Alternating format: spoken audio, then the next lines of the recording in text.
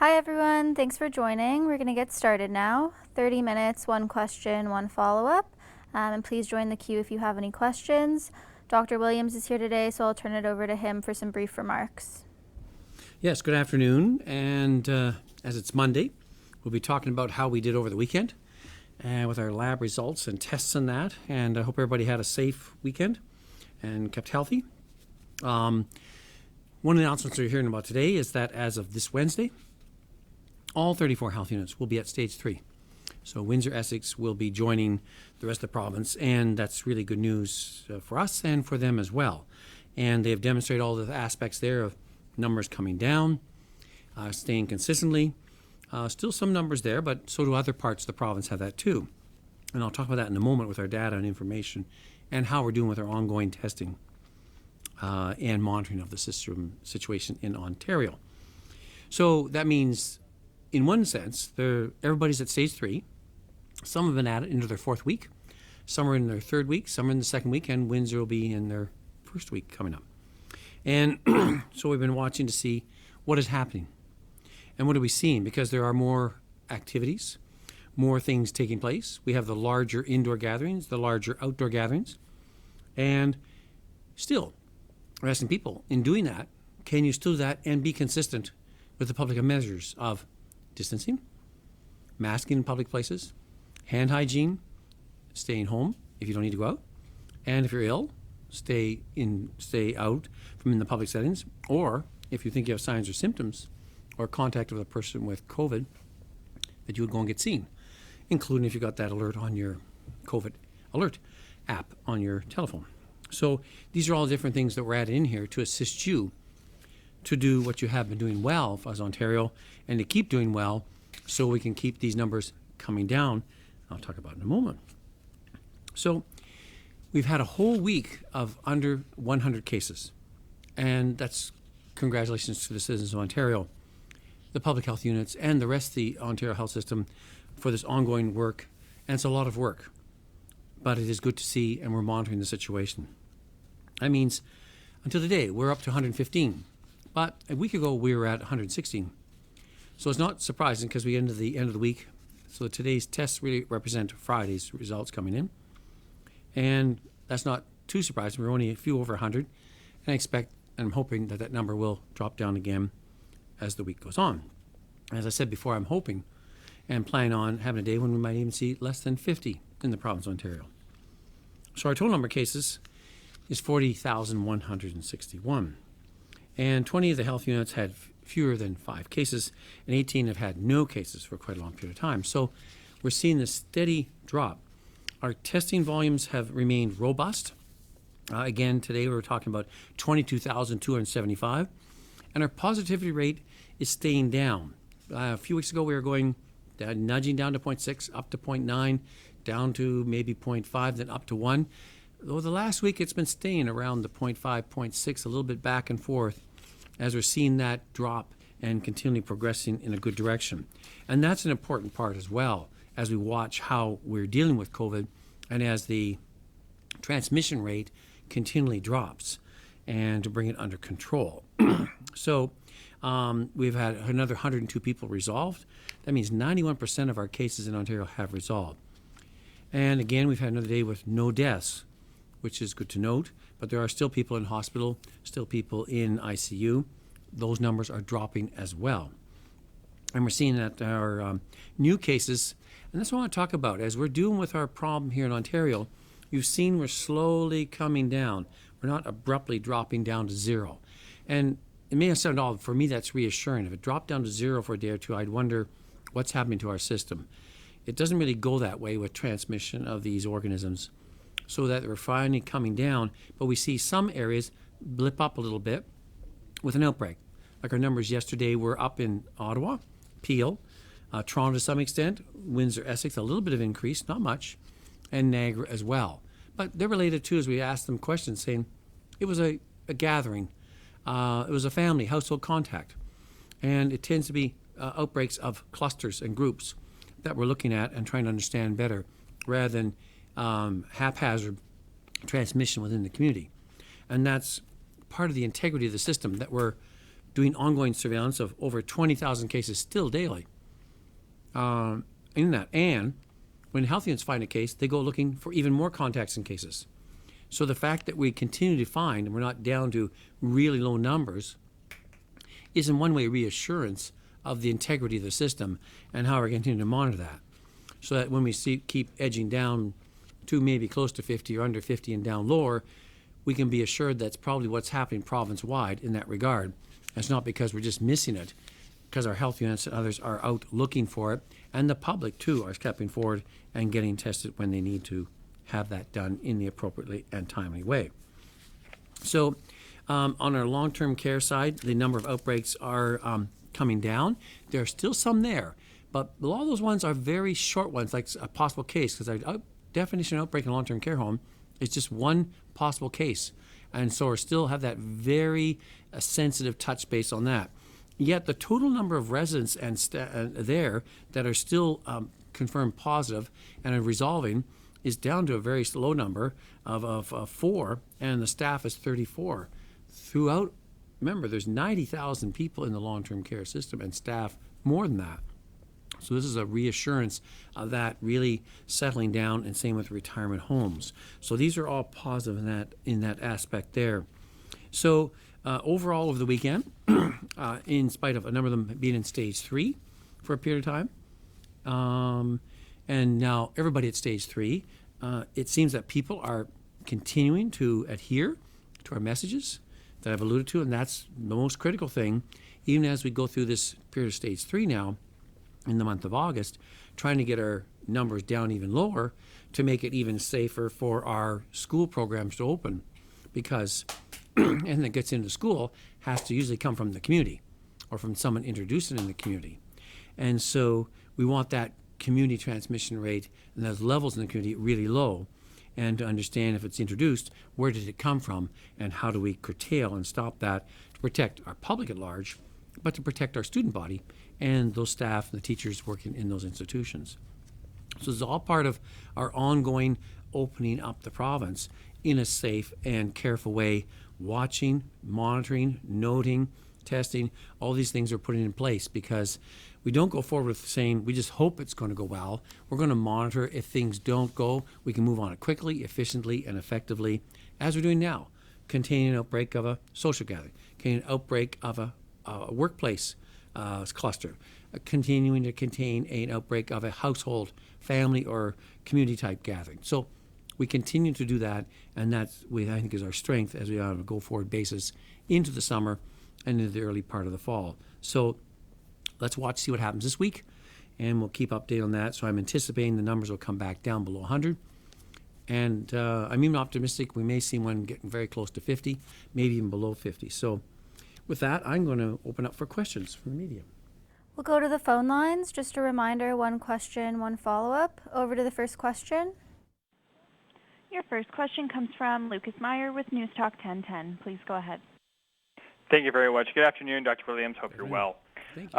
Wanted to ask a little bit about social bubbles. We brought up this question to the Premier, the Education Minister, and they kind of referred back to you guys in some recent comments that you'd made. So I just kind of want to get an updated question about that. As school reopens, what's the latest with the discussion around those social bubbles? I mean, you might have a household that's currently interacting with another household, a family with their parents and grandparents. But obviously, when school starts, you're getting back into kids are going to be in a new cohort, whatever cohort they are in that classroom. So should Ontarians expect a major modification to social bubbles before school starts? That's a really good question, and I was asked that last week as well. And I've asked our public health measures table that question. One of their answers has been, we would like to get everybody to stage 3 if we could first, because that involves not only, remember, stage 3 is not just the variety of places, but also, and even when Windsor and Essex joins, that means the 50 inside, the 100 outside. So they say, while you're increasing the public gathering type concepts and everybody maintaining the adherence to those things, then when we do a cohort or a social circle or bubble, people have different names for it, that they would not confuse the two, and they're quite different. Excuse me. And I think part of that is getting our public, and I think they've done a really good job of understanding that, such that I see some people actually doing some variations on their own, where they'd say, okay, I'm in this social circle, but now we stepped out and isolated for 1 or 2 weeks, for 2 weeks I should say, now we're moving to this circle. And that's an appropriate use of their understanding of contact, quarantine periods, being protection and being careful. So then if we look at that and ask in the group, are you going to increase the number of circles? Or you increase the size of the circles? So I've been asked the Public Health Measures Table to look and review that matter now that we're finally, by this Wednesday, have everybody at stage 3. Part of that is that the public's understanding of what is a cohort. How has it worked? So as you've been experiencing that and you had the benefit of having that so close social contact with your group of 9 and 10, you have learned to trust their adherence. They've learned to trust your adherence, and you have a mutual respect for each other in that. And if there was someone who had some concerns, they should tell the rest of the members, I think I've been in contact, I'm being tested, just to let you know. And as soon as my test results comes back, you'll be the first to know. And that is what you want to have. If you're going to go to schools in there, and your children are in a cohort, and maybe a classroom, maybe a smaller group, and you want to have that sense that that group, also your child has a limited exposure to that cohort. And what is that? And we're going to think about how we might make you, as the parents, aware of that, because you may say, well, if there was a case, does that affect my child or not? And is that something I have to do? Or if I have some illness in the family, because usually we find that sometimes the adults give to the children who take it into school as compared to the other way around. But there's a lot to be learned on that as we go forward. So I think the cohorting idea is a critical one. We've used that to practice on now for a good nearly almost coming up 2 months.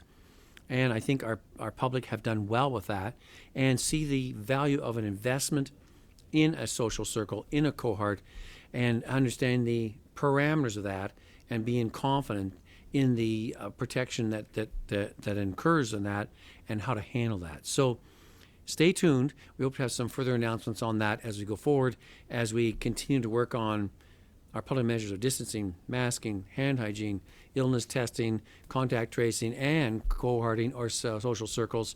All these have been proven to be valuable tools as we continue to beat this down. And if we do it really well and control the things, can we actually beat down a second wave or even avoid a big second wave? I think we can if we do it all, what we're doing now, and keep at it. Follow up? Just for clarity's sake, so this is obviously something that is being looked at, but just given the fact that you're going to have children in this, as you mentioned, in new cohort, and obviously they're going to be trying physical distancing as much as possible. Do you think it is a good idea? Would you advise families and parents who are very much keeping a close eye on this? I mean, should they be having conversations, right now before whatever you announce, going over the discussion of, maybe we have been able to visit the grandparents, but when school starts, should they start having that conversation now? Like, that might change. Would you advise that so that everyone's kind of prepared when September rolls around? Well, I've been asked that, and I mean, I get lots of correspondence and emails asking these questions by concerned parents and others, and they all demonstrate a real sense to want to do this and do it right. And I think one aspect there is that if you have in your area, for example, if you've been in a part of Ontario where you've had no cases for 4 to 6 weeks, is as much a concern if you say, well, we're in an area where there's not a lot of cases around the area and neighborhood in the last while. So you're doing your risk assessment. You may say, well, for maybe the first 2 weeks or 3 weeks as school starts, we may limit that kind of contact just on a precautionary basis. That's legitimate. You may choose to do that. You may say, well, during that time, because our children are interacting with other children, in a way we have expanded our circle, and maybe as a family, we will isolate for a week or 2 week period from others just to see how we assess the situation as a parent and ask public health. Public health will probably have some local recommendations on that. So there's a lot yet to be figured out. So being extra precautionary, if you can do that, is not a problem. I think it should be based on evidence, not just only on apprehension. And that's why we're really trying to get the public to understand what's going on in your area, what's going on in the province, what's going on in your school in that area there, and how do we use our public health nursing staff as we increase on that aspect there to make sure you have the information you need as a parent to make decisions, just as the one you asked about on how you would contact vulnerable family members, yes or no, in what period of time over the whole school semester. And so we need you to be kept informed. We need to keep you informed so that you as a parent and a teacher and otherwise can be fully advised and do your own assessment of the situation. Next question. Your next question comes from Sean Jeffords with the Canadian Press. Please go ahead. Good afternoon, Dr. Williams. I wanted to ask you about the reopening of Windsor-Essex, moving forward to stage 3 as it pertains to farm outbreaks. I'm wondering if you feel that there's an increased risk that there may be more COVID-19 cases because those farm outbreaks are still there, they're still happening, and we're still seeing daily cases of agri-farm workers contracting the virus.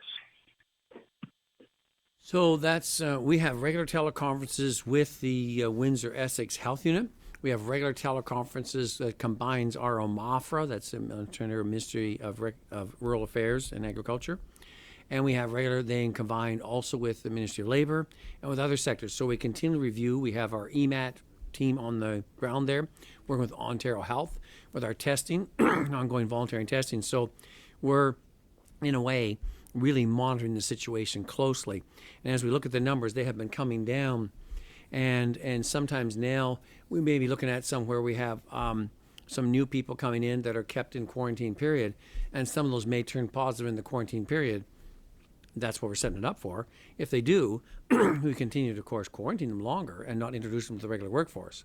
So if we have a good workforce now, as we see the numbers coming down, there are people who are resolving out of being their case contact, moving out of the hotels back into the farm setting, work situation.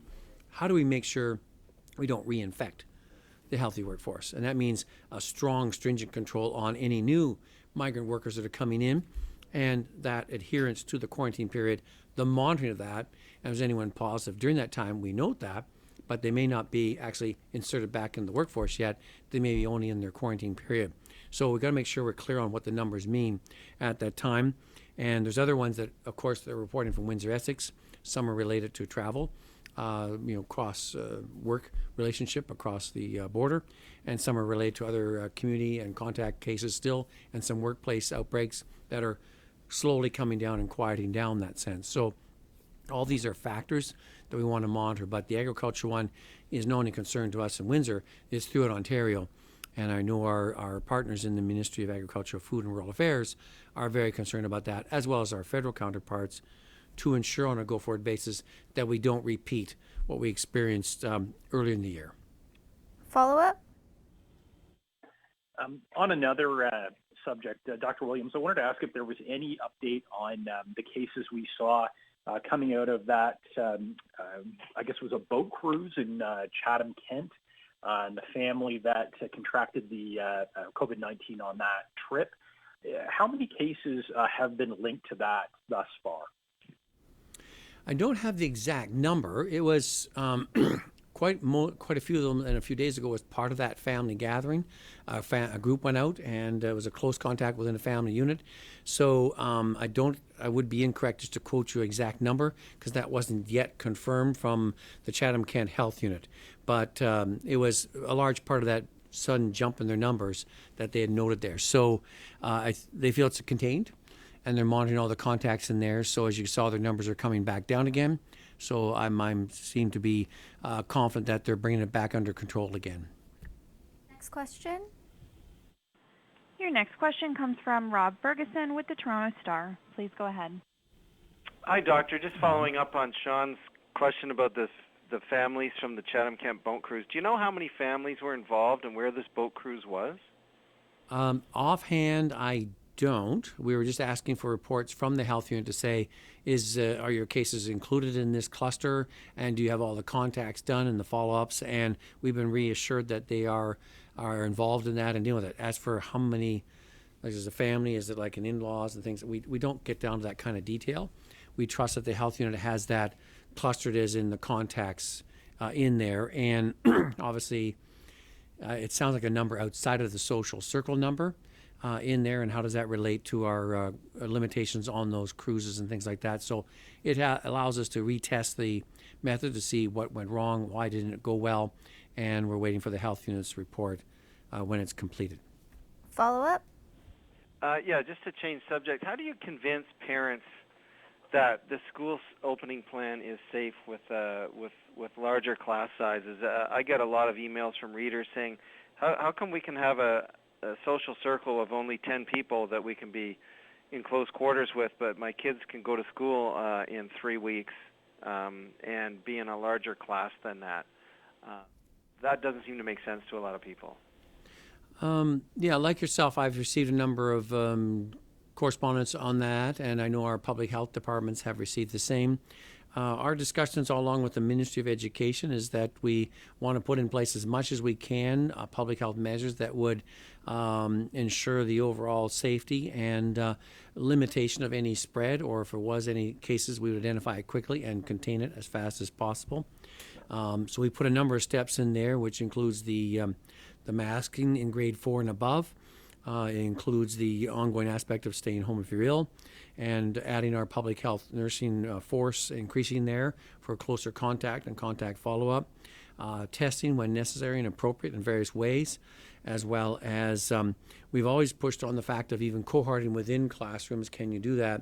Much like we're talking about in the secondary school, doing some cohorting there. And so while the classroom size official is a Ministry of Education discussion, how you run cohorts in around that kind of structure is something we're interested in to see how we might undertake to do that.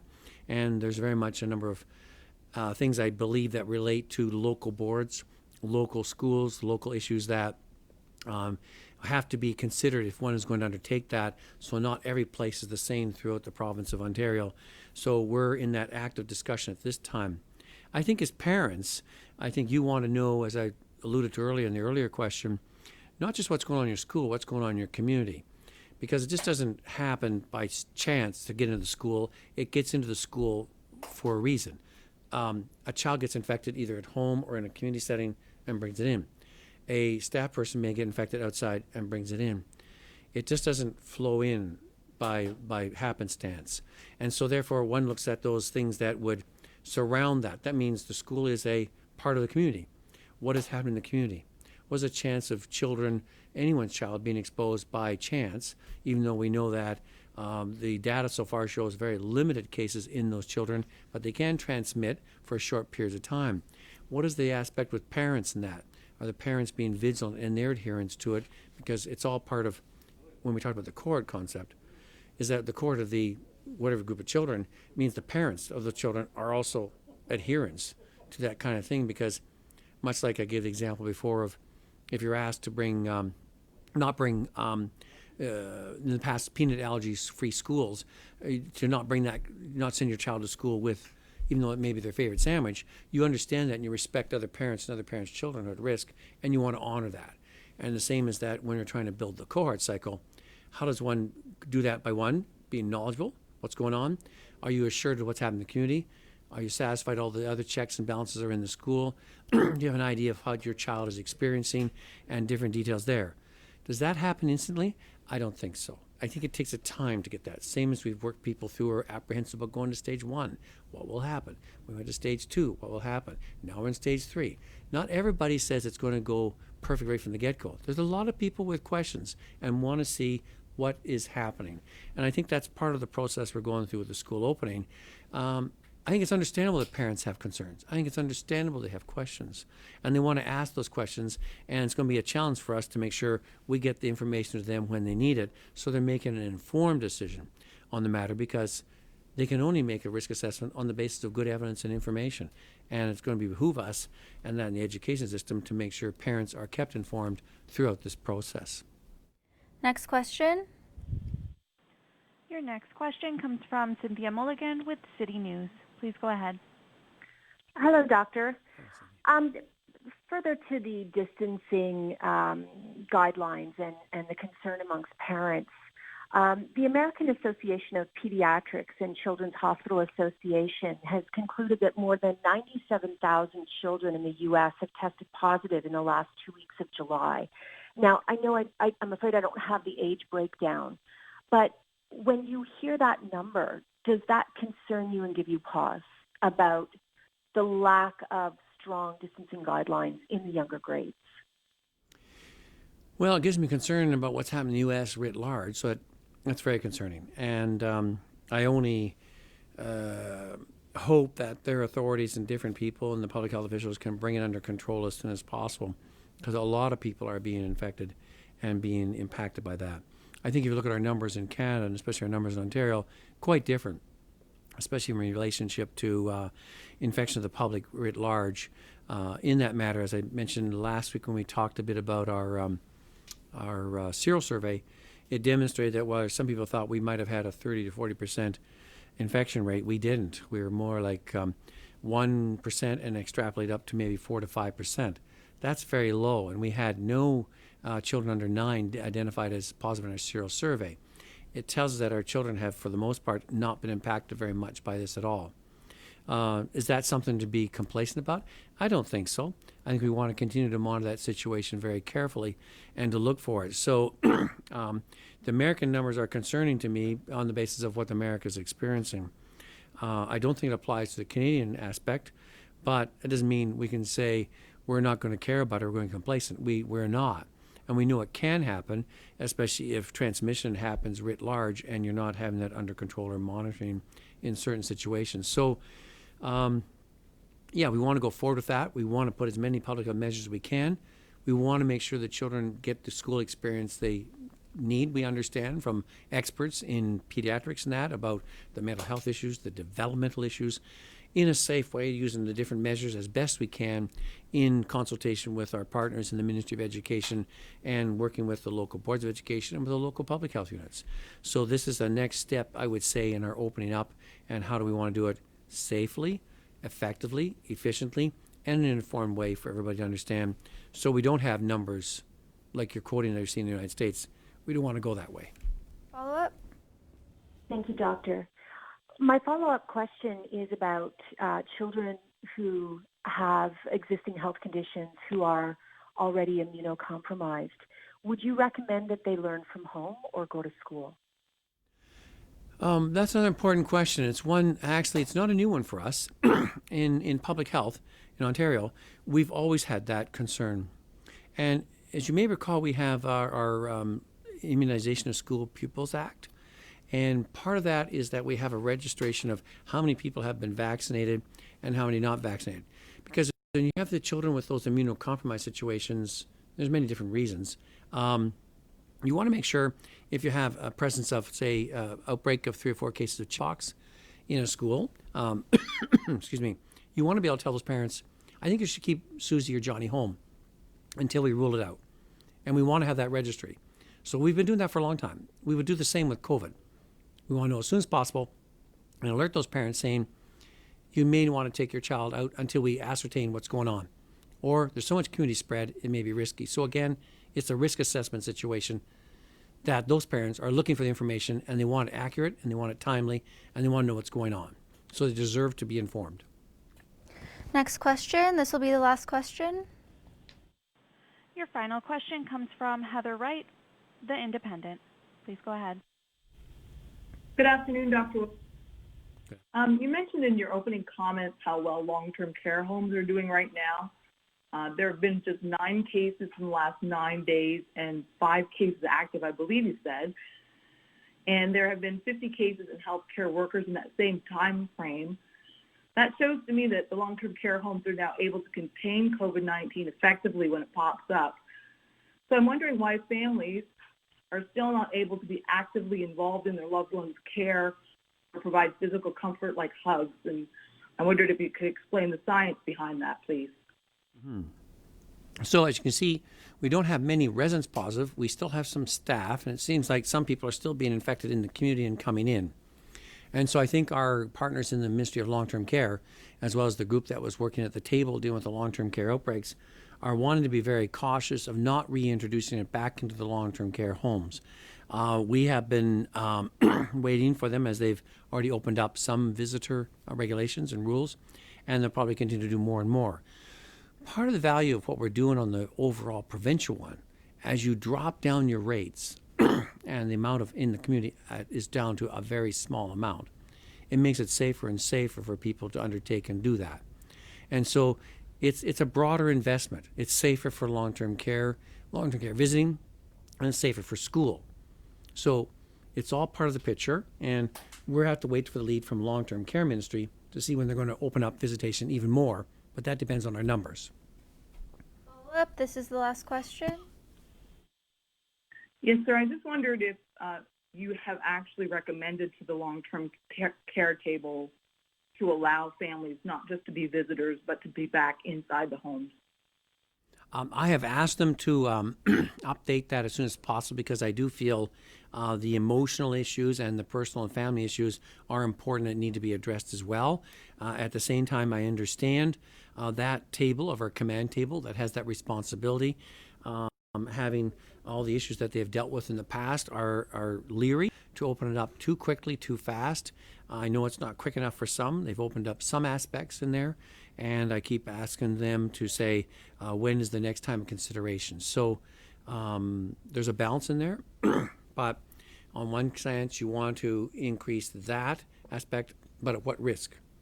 And we've seen some of the risks in the past has meant in mortality issues, and we don't want to repeat that if we can. So we'll have to wait to hear the recommendation back from that table of our command table. Thanks, everyone.